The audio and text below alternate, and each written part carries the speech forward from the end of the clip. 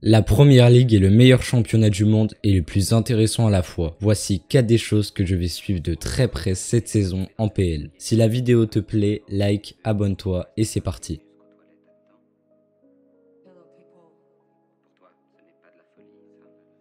2008, quoi de mieux du départ de Harry Kane, ton protégé, pour se reconstruire. Moi qui avais des doutes, les 2 premières journées de championnat m'obligent à vouloir suivre leur progression cette saison. Déjà, ce qui est encourageant, c'est qu'il y a un très bel effectif avec des jeunes à très fort potentiel, comme les 2 latéraux Udogie et Porro, le milieu Pape Matar Sarr, mais il y a aussi de bons joueurs dont la fleur de l'âge est expérimentée. Lo Celso, Bissouma, Ndombele, Højbjerg, Bentancur, vraiment c'est un très beau milieu de terrain, sans oublier Perisic. Et évidemment il y a les 3 joueurs qui sont vraiment au-dessus du lot, Hugminson, Maddison et Romero. Donc déjà, il y a vraiment un très bel effectif qui, s'il progresse, peut devenir incroyable. Et ce qui me dit que c'est fort, c'est aussi le nouveau coach Ange Postecoglou qui ramène des vraies idées de jeu offensives et intéressantes, et les supporters de Tottenham vont peut-être enfin prendre du plaisir à regarder leur match parce que sur les 2 premiers matchs, on a vu de très belles choses. Déjà, on a vu la relance en une touche qui se veut d'être rapide et intensif, mais aussi une envie d'avoir le ballon et de produire un beau jeu, tout ça rythmé par l'excellent milieu Bissouma et Maddison. Donc voilà, je suivrai de près le renouveau de Tottenham.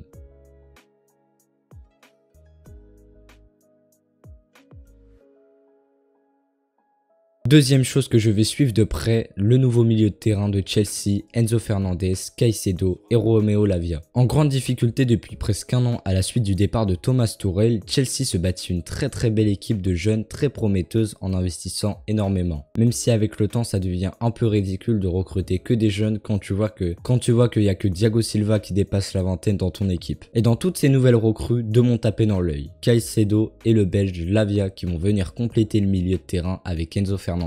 Et ce trio est vraiment intéressant avec 3 profils différents, tous très jeunes et très prometteurs. Caicedo, un joueur qui récupère beaucoup de ballons, qui amène un énorme volume de jeu mais qui peut également très bien se projeter avec une belle technique. C'est ce profil à la Blaise Matuidi mais qui marque quand même beaucoup moins. Enzo Fernandez, le joueur plus créateur et offensif de ce milieu, qui est très technique et rayonne par une qualité de passe courte et longue. Lavia, la sentinelle qui récupère un nombre de ballons fous, qui tacle et qui est aussi juste techniquement et en passe. Donc dans un climat compliqué chez les Blues, il faudra laisser du temps à ces 3 joueurs, mais quand la machine sera définitivement lancée, ce milieu pourrait être l'un des meilleurs du championnat et pendant de longues années. Donc cette saison, j'observerai vraiment la progression du milieu de Chelsea.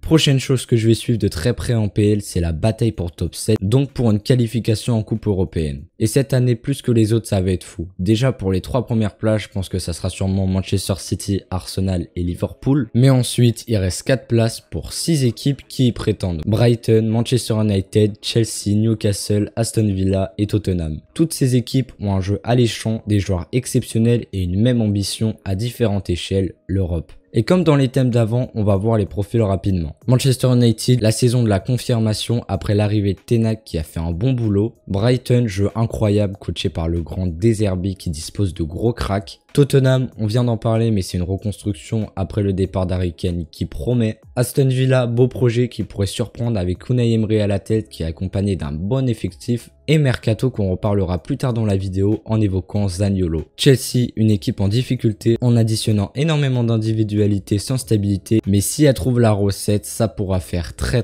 mal. Et Newcastle, incroyable équipe, incroyable jeu, l'une de mes équipes préférées et ça promet tellement cette saison. Donc voilà, hâte de suivre ça, cette bataille pour l'Europe en Première Ligue.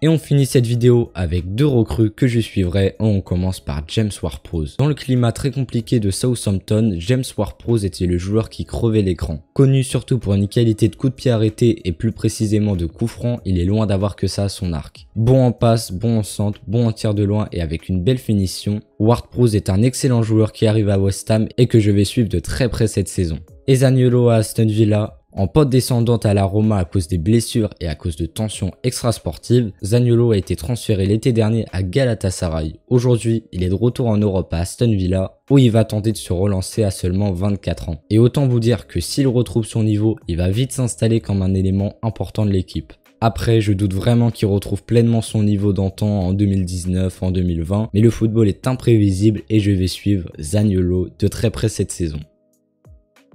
C'est donc sur ça que se clôture cette vidéo. Si la vidéo t'a plu, like, abonne-toi et à bientôt pour une nouvelle vidéo.